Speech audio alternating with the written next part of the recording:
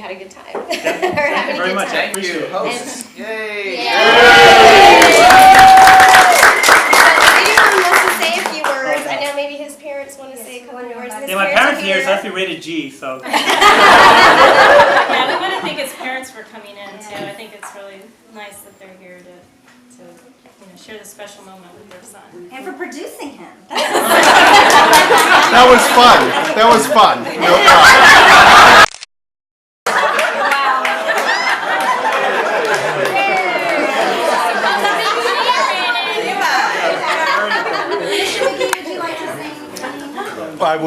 I want to tell Patrick how proud his mother and I are both of you, and we're very impressed. It took us a while to come around. We were shocked. I remember saying to you in the car, what are your goals? And you said, I'm going to join the military, and I almost went off the road. But it was a surprise to us, but Mom and I are pleased as can be. Know you'll do a great job, and we're thrilled to death for you, and we love you, and we wish you all the best. Yay.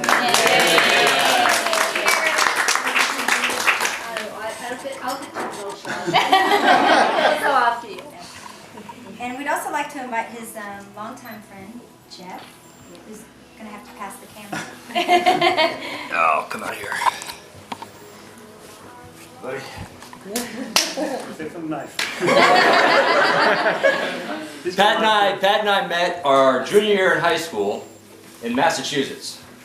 And so for two buddies from high school to end up halfway around the country 10 years later, for a period of about 10 years, has really been a gift. We dirty laundry stories. So I was thinking about it, and I said, well, he actually has more dirt on me than I've got on him, so if I say something tonight, then this is really going to come back and haunt me. But you know, he's been a friend who's been there. He was at my commissioning when I went into the Army. He was at my college graduation. He's been there right after my son was born. Came up to my wedding when he was serving in the Peace Corps. And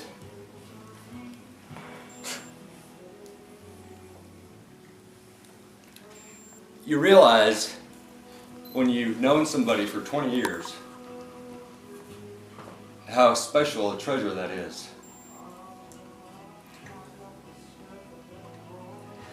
And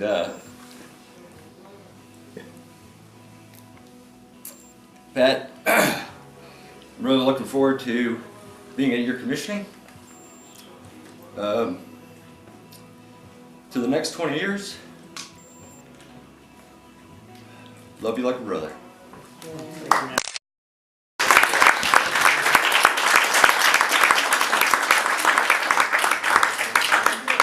Anybody else? Well, if no one has anything else, then I just want to toast Patrick and wish him well and good luck. Thank you. Patrick. Cheers. Okay, thanks, Jeff. You're not supposed to make us cry.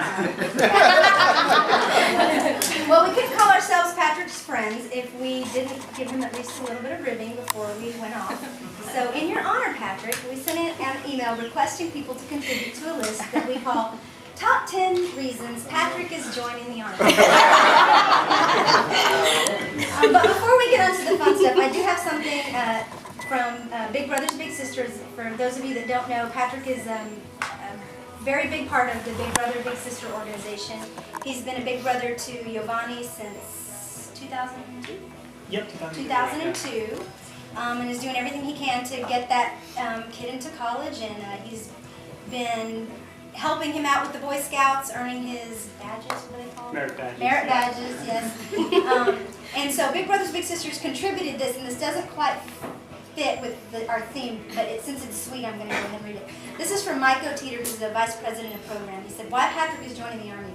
Because he can't seem to say no to Big Brothers Big Sisters' many requests, from his being an excellent big brother to serving on committees and raising money. He'll be greatly missed. And they sent this lovely cookie bouquet.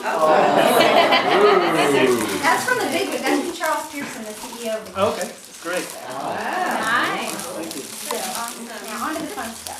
Good job. And he was actually named Big Brother of the Year this year. Right.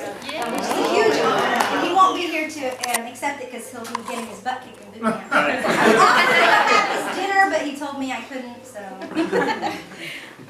Okay, well, I just want to say a couple quick things. I met Patrick about, I guess 6 years ago when I moved back to Texas from Florida, thanks to Christy, who invited me to some play or something. Always And- introducing her to and, Patrick. yeah, she introduced me to Patrick, and I thought he's a really nice guy. Unfortunately, I was already engaged. No,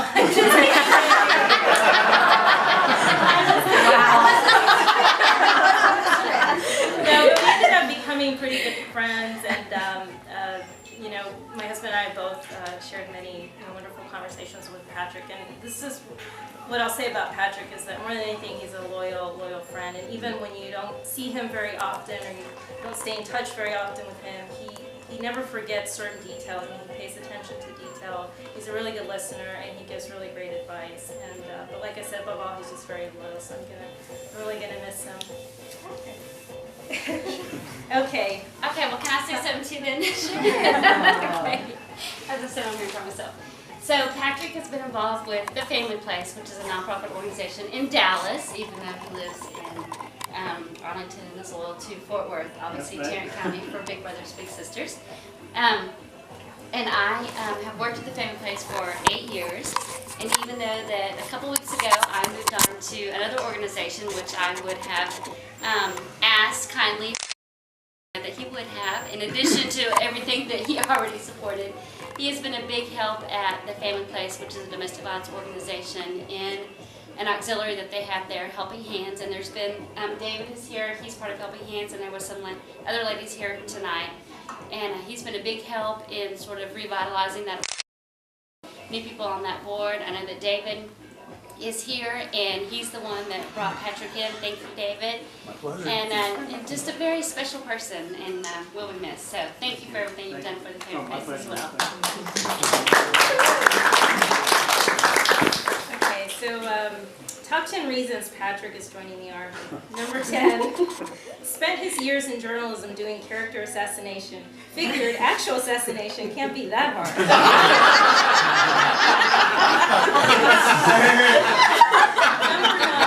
Number 9, suddenly deemed himself too macho for civilian life. Number 8, couldn't afford a good pair of hiking boots. Number 7, so old and broke that he needs to fake an IED injury to get a hip replacement. Number 6, was recruited by the military as a secret weapon to bore the enemy to death with American history lessons and political discussions. And number 5, if he becomes an officer, he can have his subordinates shot for not agreeing with his political beliefs.